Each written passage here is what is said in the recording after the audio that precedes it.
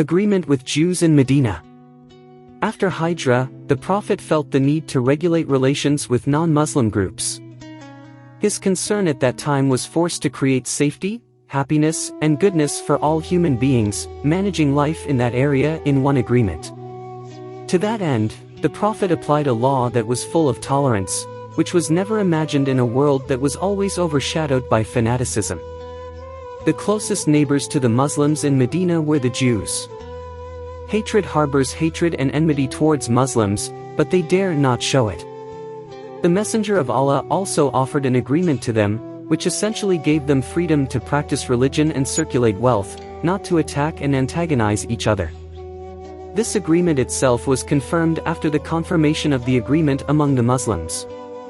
Here are the details of the agreement. 1. The Bani Auf Jews are one ummah with the believers. For the Jews their religion and for the Muslims their religion, including their followers and themselves. This also applies to Jews other than Bani Auf. 2. The Jews were obliged to provide for themselves. So are the Muslims. 3. They must work hand in hand in facing enemies who want to cancel this agreement charter. 4. They must advise each other, act wisely and not do evil. 5. May not do evil to someone who is already bound by this agreement. 6. Obligation to help people who are wronged. 7. Jews must walk hand in hand with believers when they enter the fray of war. 8. Yathrib, Medina, is a city that is considered sacred by everyone who agrees to this agreement.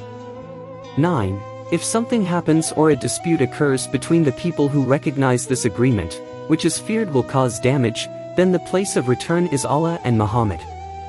10. The people of Quraysh must not receive protection and must not be helped.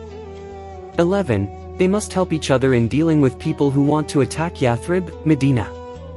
12. This agreement may not be violated unless he is an unjust or evil person. With the ratification of this agreement, Medina and its surroundings seemed to be a prosperous country, the capital city of which was Medina and the head of state, if it may be called that, was the Prophet Muhammad. The majority of government administrators and rulers are Muslims. So that in that way, Medina really became the capital of Islam.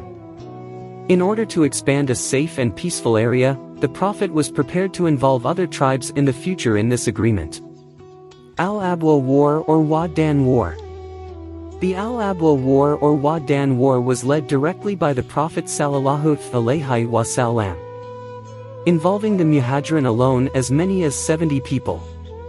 The war that took place in the month of Safar in the 2nd Hijri year was also called by Ibn Sa'd as the first war in Islamic history.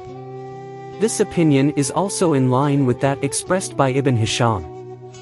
Reported from Sirah Nabawiyya Ibn Hisham by Abu Muhammad Abdul Malik bin Hisham al-Muwafiri, Ibn Hisham said, the Wad-Dan War was the first war that the Prophet Sallallohu'alaihiwassalam did. The troops were also accompanied by a white flag carried by Hamza radhiyallahu anhu or the uncle of the Prophet Sallallohu'alaihiwassalam. This war was also the first war waged by the Prophet Sallallohu'alaihiwassalam himself until Sa'ad bin Ubadah was asked to assume temporary leadership in Medina. Until they arrived at Wad-Dan, Bani Zamra made an agreement with the Prophet Sallallohu'alaihiwassalam. And no bloodshed. Bani Zamra was represented by one of them, namely, Maqsi bin Amr ad-Zamri or the leader of Bani Zamra at his time. He asked the Prophet Sallallohu'alaihiwassalam not to fight them, and they also do the same, including not helping the enemy to face the Muslims.